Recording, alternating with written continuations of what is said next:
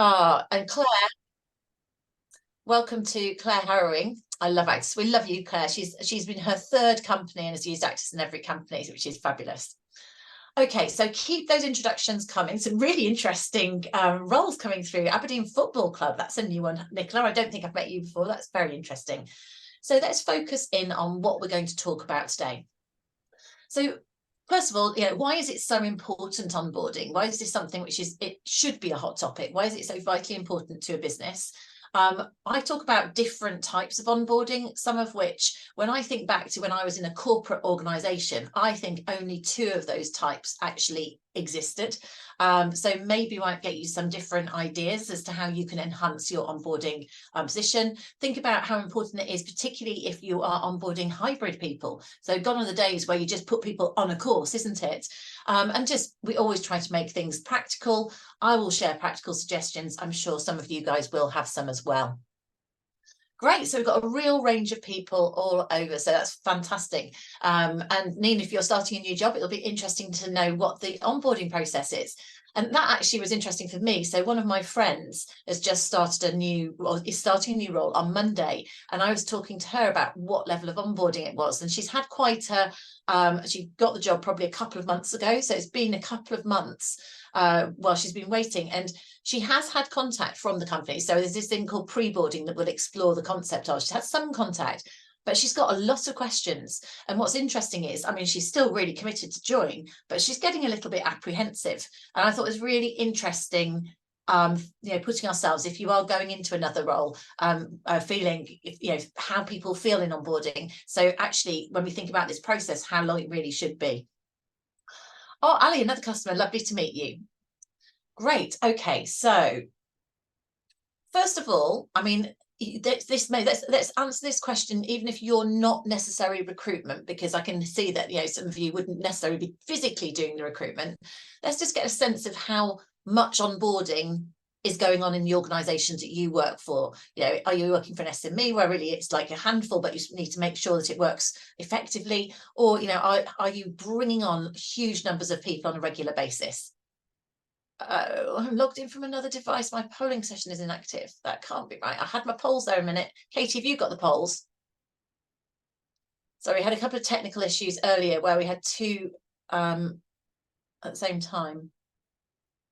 Yeah. We'll see if we can find the polls for later, but great. Well done, how many there should be, the polls have completely vanished from my dashboard.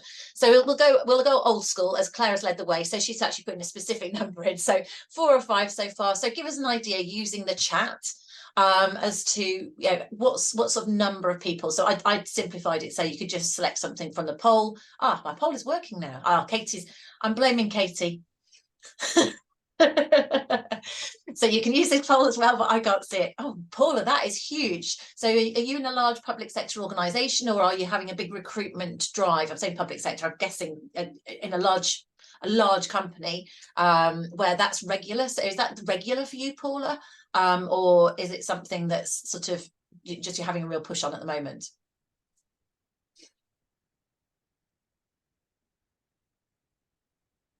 So I'm feeling blind. I can't see the poll and I can't see the results. So it's going to be one of those. I knew I shouldn't have put my Christmas jumper on. So I've just shared the results. Can you see the results? I can't. Can anyone else see the results? Oh, hang on. Yeah, we can see. We're much more professional than this usually. Should we stop the recording? It's all going horribly wrong. Okay. Do you want me to read out the answers just so you've got them? 33. Give me a sense of what the percentage. Yeah, 33% of people have recruited 25 plus, 25% 11 to 25, 21% 5 to 10, and 21% 0 to 4. So, and again, that's all proportionate to how big you are. So you've been through a boom there, Paula. So it's something that you are having to actively think about on a regular basis. And it is fascinating because often we just think about the recruitment. I think it's going to send me a screenshot very kindly. Thank you. So So lots of you, this is big. There's numbers coming through and you're busy, and it's really easy for us to actually focus in just on the recruitment bit, but the onboarding thing mustn't be overlooked, and we'll go into that in a moment. And I'm guessing a lot of it's happening remotely, given the fact we are recruiting more hybrid environments now. Let me know in the chat again if there's anything you found. Is it more challenging than you thought it was, let's say pre-pandemic? Maybe you've gone back to a totally normal thing, but how have you found recruiting and onboarding relative, if you were involved in it, to a few years ago? Tell us a little bit about what you've maybe found challenging in terms of doing that. So I'll keep an eye on the chat while you do that, and then I will share some of the things that may be relevant to you. So from my research and my understanding is that actually it might be even more important in this sort of hybrid environment, using the idea of onboarding, because there's a school of thought that says people don't get that sense of belonging as quickly as they did when they maybe went into an office. If you are in many organizations that have gone optional hybrid, it's quite often the managers that choose to work more remotely, which can mean the newer people are in the office and they don't necessarily learn the cultural norms in an organization in the same way or as quickly. And fundamentally, it just can take longer to get up to speed as well in terms of a job, because I think if you're sitting opposite somebody, even if you're assigned a buddy remotely, you don't want to be permanently nagging them. So it's quite hard to actually for people, maybe they feel a little bit reticent to ask for help, which might mean when you're saying, well, where do I find the folder on blah blah, someone would have just quickly told you. You're having to actually interrupt somebody's working day in order to find that. So it can be really, really tricky. So I think there's elements of that. Interesting, that point you're making there, Beverly, about no-shows, people not attending interviews. We've had that, and even also people not attending the first day or not attending things. I've heard of those sorts of things happen, and it is a two-way contract. But again, this is the thing: is how we maybe connect with people between the point of interview and offering, and how can we make sure that they are as engaged as they possibly can be, so that they do show up, and more than that, you really get them engaged and performing from day one. I mean, it's hard enough, isn't it, recruitment, without actually then getting people coming over in the end. Just having a quick look. Availability of people. Yes, yeah, exactly. Interactivity, because there's lots of content to do, Julie, isn't there? And if people are doing it remotely, we always have the technical surprises that tend to accompany these things. So there definitely are challenges, and you're here presumably because you can see that there are challenges. You want to know more about onboarding. One of the things is, if you were looking to invest more time or whatever it is, invest in improving your onboarding process, what do you think you would want to do what do you think the main business driver is? So if you were going to your board and saying, why do we need to improve our onboarding process, which do you think would be the most important business driver for your business? Let me see if the poll is back for me or not. No. Have you got that poll, Katie? Does it say bus driver? It was labelled bus driver. So you might actually find that more than one. In fact, I think I've given you multiple options on this one if you wanted to. I just thought it was an interesting one to think about. So if you're trying to persuade the business that we need to do it better and invest in it, and that's not necessarily spending money on systems, it might be investing time. So Elise is saying here in the chat that actually it's quite difficult to get people available. So how do we make this a priority? So why would this be important? Which of these would appeal most to your business, or is it most important? Is it about making sure that people are fully engaged, they want to go the extra mile, they want to perform, and they really buy into your business? Is it about getting people up to speed as quickly as possible? So you're bringing people in and you want them to perform, you're short of resource, and you need to accelerate. Is it about attracting people? So having a really strong employer brand and making sure that your organization, demonstrates you invest in people because you invest in onboarding and supporting people to get up to speed quickly and to perform. Is it about retaining so you don't lose people? Have you found that you lose people within the first 2 years in the business quite often? So is it about, and if you do that, you spent a lot on recruiting them, then retention is painful in terms of having to recruit again. Or is it, maybe you're really paying quite a lot for recruitment consultants and you're not getting a return on that recruitment cost? So which of those would be maybe most relevant to your business? Because these are useful levers when you're trying to persuade your business to do onboarding better. These are the sort of messages that you might want to choose that are most relevant to you. And hopefully Katie will share. It's a total teamwork. Can people see the polls? I'm sharing. Yeah, perfect. Lucinda, I'll just run you through the results. 70%. I can see the visual. Yeah, oh, can you? Well, Nick Pye's kindly sharing it as a screenshot in the chat. So you've got the visual there, you can see. So the top one is engagement, and I can see that employer brand is important. And then you've got speed to productivity and retention and are the two a sort of thing. So they all will be to a greater or lesser extent. So those are the sort of things that you would maybe talk to the business about in terms of if we really want to engage people, if we value employee engagement, or any combination of these. And it is also, these sobering facts may also be helpful if you're trying to persuade your organization to do onboarding better or to rethink the way they do onboarding. This information, various bits of media that I got this from. So Forbes stated that 1/3 of new employees leave their job within 6 months. Now, I don't know about you, but if that happens, that's painful, right? In terms of whether it's engagement, but it's really demotivating for the other members of the team as well, when you've just recruited, if you've been waiting for somebody to join. This Psychology Today, I remember this has been around for a long time. Apparently that a new starter decides how committed or engaged they're going to be. This affects engagement, how committed they are to a business within the first 2 weeks. And I think that's really fascinating. So that first experience, and again, I think back to the old days when you used to go into an office and sometimes you have a computer. I mean, that would be ridiculous. Actually, Jane used to work at the same business as me. I don't know if you remember that happening. People used to rock up and not have a desk or a computer. And I was thinking, well, how engaged is that going to be? So those are the basics we'll talk about. But it is really important making sure that people get this sense of belonging. And if you are doing it remotely, that is hard work. It really does take a lot of commitment. Glassdoor say that if you have a strong onboarding process, you can actually increase your retention by 82%. And SHRM is basically American CIPD.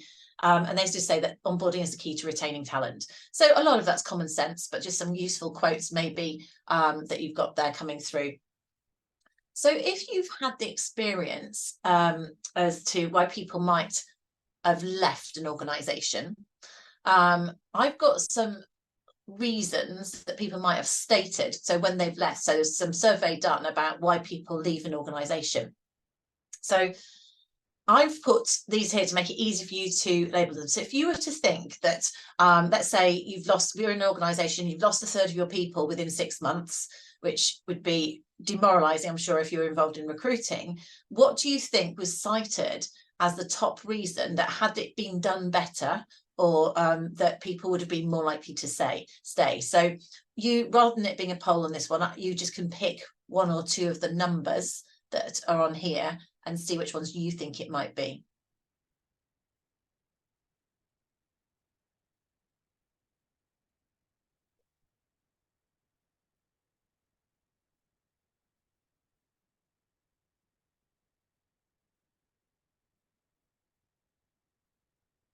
A few more coming through. So getting a real mix. We've got a number of 4s, quite a number of 1s. Yes.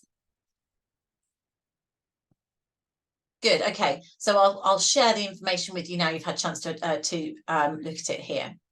So the top one was number 4. So I've jiggled these around, was having more structured onboarding. But what's interesting is I'd actually say that all of the others underneath, probably in a good onboarding process, in this adage of rethinking onboarding, it's not just induction, it's really onboarding in a broad way, then it's actually getting people to think about it in a much more structured way, and more to it than just, you know, giving people their knowledge about the business.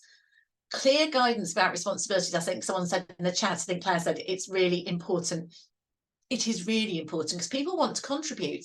And also, if they aren't next to someone all the time, you can't be just telling them moment to moment what to do. So they need to understand the purpose of what they're doing and have some guidance there. Effective training, someone friendly. Now, again, for me, that's an interesting one in a remote environment. Do they have someone to reach out to? I know we're not all remote, but this is just where it actually sort of becomes exacerbated. Their ability to know how to contribute better. So they want to make a difference, they want to get involved, and just a bit more attention from the manager and co-workers. So it wasn't just about attention, interestingly, but certainly that they may be these examples of some of them where the manager was able, which sadly occasionally happens. So those are the really important things that we want to make sure are part of our onboarding process if we want to make sure that we're going to retain people and get them up to speed as quickly as possible. Now, when would you say onboarding starts? Would you say it starts on day one? Does it start a week before? Does it start 4 weeks before? Does it start from the offer?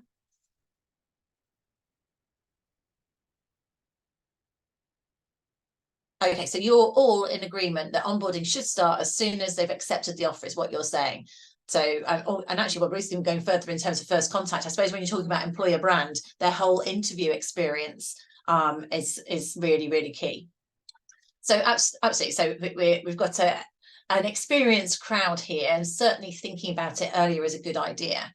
Now, what I'm interested in, what sort of things, and I'll share these, what do you do then? Because obviously you as an audience are considering onboarding starts as soon as a candidate accepts the offer.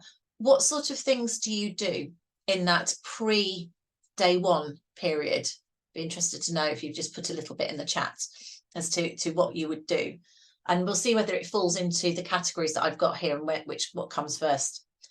So I've divided different types of onboarding into sort of 5 different types, if you like, different aspects of it. So if you wanted to rethink onboarding and have a very complete process, I'd say there's these 5 types within it. So what will be interesting as to what you see as goes in, let's say, pre-boarding, the bit before people come to day one. So if I'm talking about operational onboarding, for me, this is your sort of the tick box, the checklist. I mean, actually, in our business, we do have a checklist of things that you've got to think about and set up before someone comes on board. So it's the equipment, policies, getting references done, but making sure people have a chance to read the, you know, it'll all be done online now, I imagine, with things like policies, but, you know, your sort of reams of the staff handbook, that sort of thing, the sort of background hygiene information that people need. You need to make sure that they do turn up and have technology. If they're going to be in an office, they need logistics desk seating. If they're going to be home-based, you need to provide them with materials for their home office. Really important to make sure it's organised as early as possible. And I would say, can it be done as part of pre-boarding? And this is where I'm interested. I haven't seen anyone say what you do yet, but if I go back to my example of the my friend, so I was going to do some coaching with her, and she had a load of really sort of basic questions. I think someone had met with her and talked about mental health and things, which was very good from a well-being point of view and how important well-being was. But she just had some really basic questions about, you know, how the business was set up. You know, just I think she got things like holidays and stuff, but she really had some basics, which would have been really helpful if she could have had those answered before. It's really nice if they can be given an pre-boarding is that's actually when you're quite excited about your new job and you're going to read all the boring stuff. So you know, get it out there then, because you're much more likely to look through it. So Claire, send them regular emails and give them a call the week before they start. You share the induction plan so they know what to expect on week 1. I think that's great. So again, takes away some of that you know, that apprehension, which, as my friend was talking about, you personally welcome them on day one, then hand over to the manager for induction, and you've recently changed to say they learn the job before they get inducted by other departments. That's interesting. Thank you for sharing. Elise got a checklist and guidance, and line managers are being trained as to what they need to do. Really valid point here. Okay, good. So yeah, actually, any of you, if you want to share information, it's probably will get other people will get great ideas back. So Alison's in the NHS. So your system, you've got a system that takes them through the process. So I mean, one of the major recruiters out there, I certainly say. And you have a checklist. Branded welcome card before they start, Sandra. Interesting. That fits into one of my later points. Julie, you send the handbook, organise equipment, send monthly comms magazine, and regular calls, getting questions from managers before you start. So trying to get a bit of the people stuff and a bit of the operational stuff. So one of the things with this is, and a number of you are alluding to it, is of course, right, we're almost all HR on this call. And the key is, can we make sure that line managers can easily own this? Because you can set stuff up as a process, but it's not our responsibility as an HR person to induct, you know, every single individual in the business, to onboard everybody. And the relationship ultimately needs to be between the line manager and the individual, because that's where the engagement kicks off. So we really do need our managers to be trained and motivated, and ideally to make sure you've got processes in place that means that the line managers can easily do it and that the individuals get a good quality experience. So that's our operational stuff, and it sounds like most of us have got that pretty much going quite well. So again, knowledge, this is for me is one of you talked about getting people to know their job first. So the knowledge is, you know, is it about training you in the business or what your actual job is, and the information that you need to know in order to be effective. So you've got to be able to take some of that knowledge on first. Now, for me, I do think that if you can do any of it as the sort of surround knowledge as pre-boarding, again, that's when people are probably more motivated to take it on so that they can hit the ground running. Obviously, you can't expect people to work before they join you, but you might just find that they are. The key for me is making sure that it's broken up into digestible chunks, and you don't just get people going and sitting and working through your intranet. Very passive stuff. For me, it's really important to make sure that people are getting a range of interaction to be able to do things. And maybe there are small things that people can do that add value to the business. So I'll give you an example of one of the things that we get people to do sometimes in our business, which is, because we're a software business, often there's updates. And if someone's coming in, then we could get them to go through, let's say, a customer document or a brochure, a product brochure, and they can go through and they could update screenshots. Now, doing something like that, just reading the product brochure would be really dull, and you don't really take it, it's not active. But changing screenshots is not the most exciting thing in the world, but when you're a new starter, actually it's a really good way to learn, and you're contributing to the business. So that ticks into, you know, when we're talking about giving people a sense of contribution, they're doing something that's useful even in their earliest days with the business. So thinking about what can someone do that's actually useful, it's not too challenging because they haven't necessarily got their head around the entire job, but it will all be part of helping them get up to speed as quickly as possible. One of the things about this, so people can get really overwhelmed. So it's fantastic if you've got, you know, a nice 6 weeks of people doing things. So you go and meet different people, different conversations, they're scheduled in for them. That's all brilliant. But bear in mind that people can get really overwhelmed. I do remember one of my first weeks in the business, and literally I was driving out to Nottingham one day, then to Bristol on the next day, and Wellingborough on the next day, meeting people and listening and focusing, and all these people talking at me, and you just become really exhausted and overwhelmed. So it's making sure there's a nice balance between interactive, remember people are different personalities, and sort of more passive, extrovert and introvert, doing and reading, all of those things. So a variety of style is really useful for people. Like that, have a nice drink with the CEO, nice chats with people, absolutely. That's what Janie's saying there. Now then we're going to the areas of onboarding that I don't know always come as standard with people. So for me, performance onboarding is this point about helping people understand what their responsibilities are from day one. They may not be ready to do it instantly, but as soon as possible, make sure they understand what is the purpose of their role. what will their responsibilities need to be? Help them to have sort of goals. So if you've got a system, then definitely get people to have short-term goals. So give them a SMART objective, and for that induction period, right? So objectives don't have to be 12 months long. So giving people the, this is what by the end of this month I'd like you to achieve this, whether it's update these workbooks or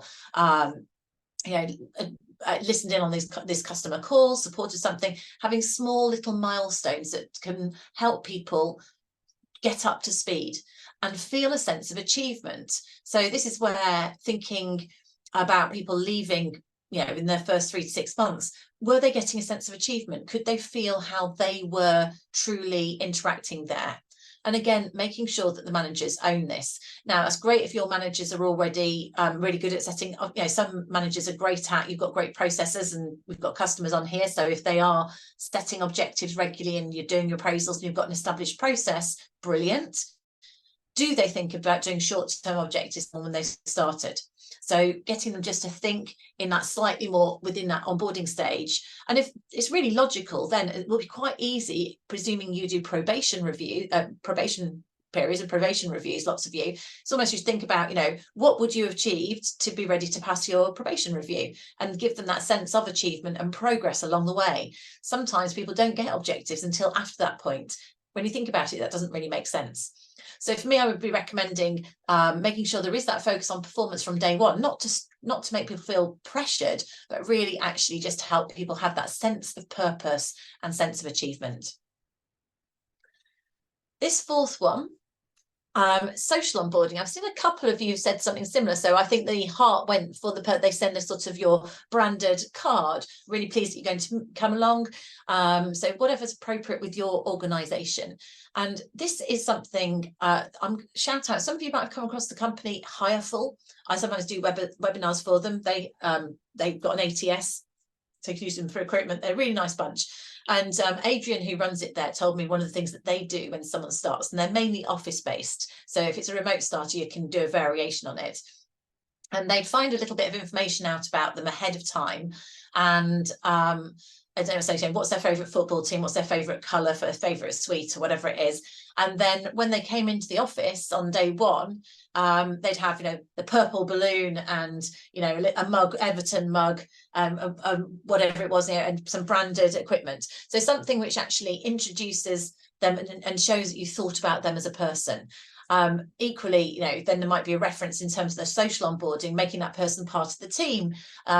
Swags, who's on this call, actually, our colleague, she sends around information about someone who's joining, that sort of stuff that's deeper than just this person's joining us from XYZ company. It's more broad in terms of this is who this person is. And that makes it easier for the team members to go, okay, I don't know why I chose Everton because I know nothing about football, right. So, oh well, we're going to be playing in a derby together, or how did they get on at the weekend? So it just gives you that opportunity to have something in common and to help again get that sense of belonging. And there's a lot about belonging with engagement and for people to feel part of an organisation. So that's about taking an interest in them as a person. Can you get that information in advance? Actually, there's some onboarding functionality that we have in our system, and that actually you could gather some of that information and bring it in up front if you were very, very organized. So keep that communication coming. I like the fact that lots of you are giving people calls. You're staying in contact. Is the manager staying in contact in advance? Is there any opportunity just to make that real personal touch before that person is joining, depending on how long it is?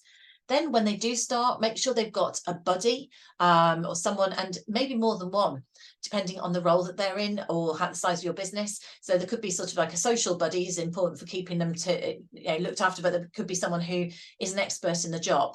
So, and different personalities will be good in different ways, but actually giving people roles is going to be helpful in your organization. Your job is to make Fred feel part of the team and involved in such and such. Your job is to help Fred get up to speed with the actual day job. So giving people in your existing team accountabilities in relation to that new starter, so that it's a really team thing and they feel involved and included, and those buddies are being proactive they are reaching out to the individual, as opposed to the individual always having to ask for help. And use collaboration tools.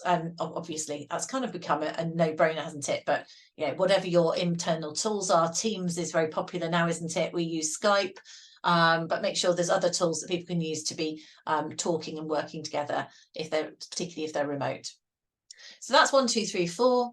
And then this 5th one is one that I think sometimes overlooked. So I'm calling this talent onboarding.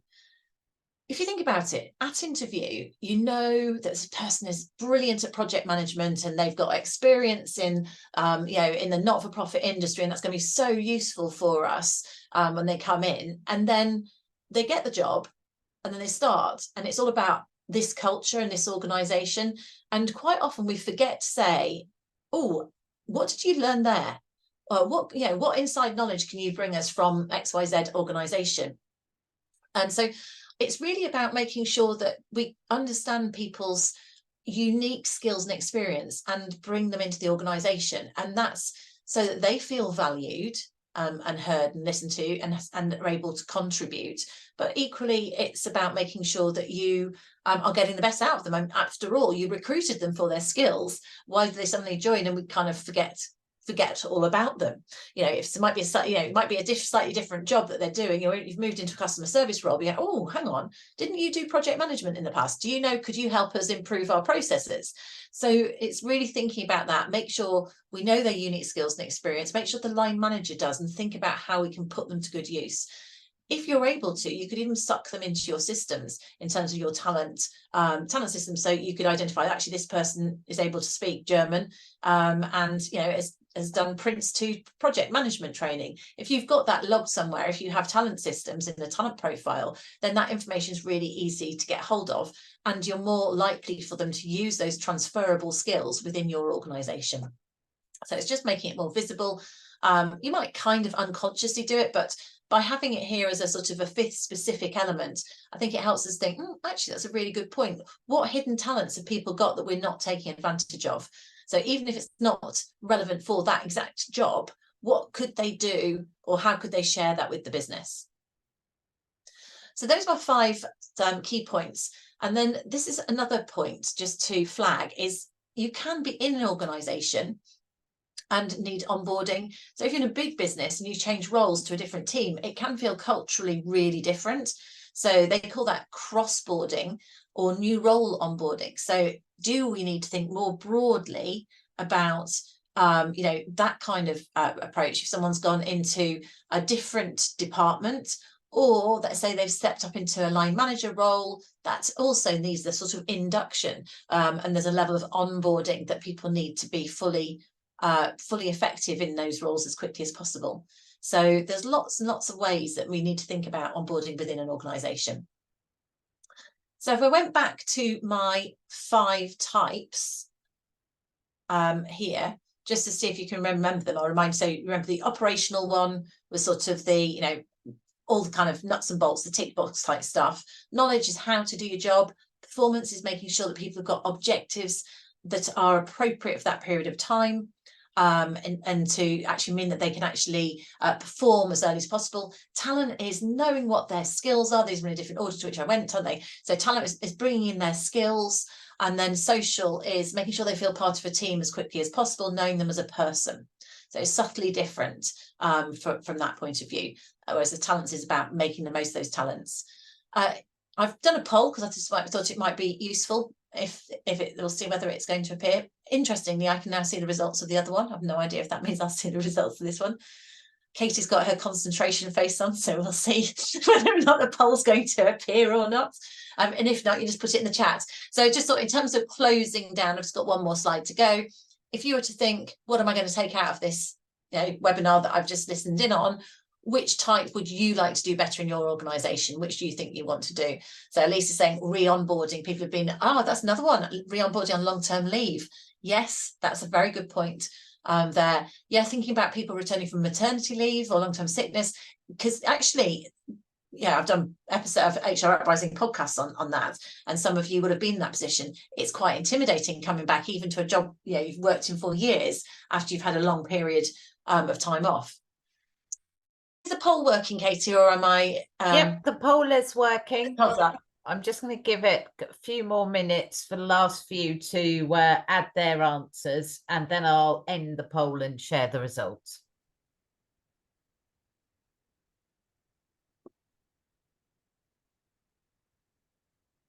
Okay.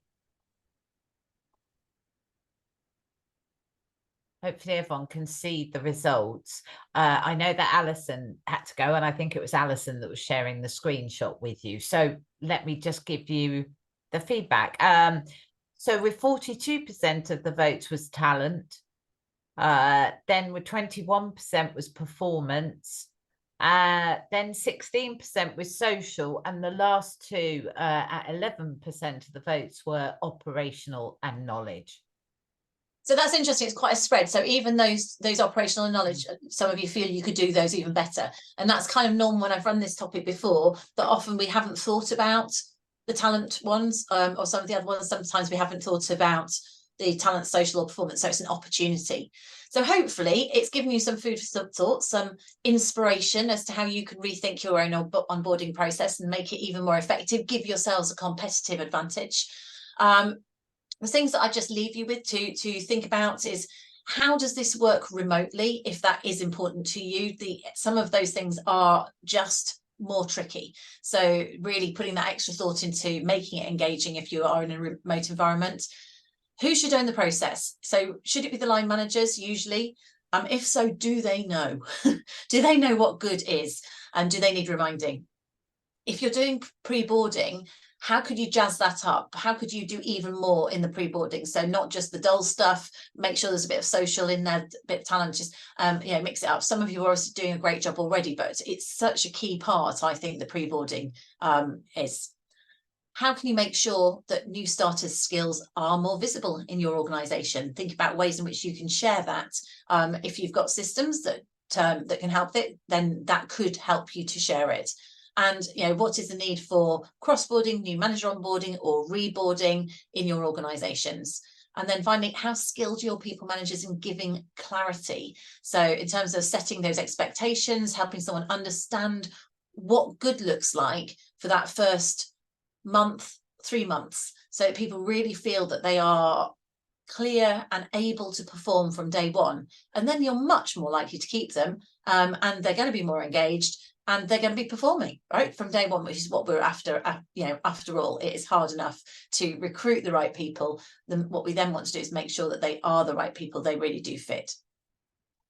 So that's pretty much it. If anyone's got any questions, please feel free to pop those in the chat.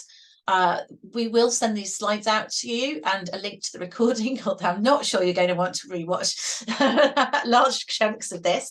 But our next webinar, we're not doing one in December for obvious reasons, and then we'll be looking at well-being, which we thought would be really topical for January, and culture in February is part of our Rethinking series. And if you've missed previous ones, you can get access to our previous links. We did talent, I think it was last month, so we do other topics.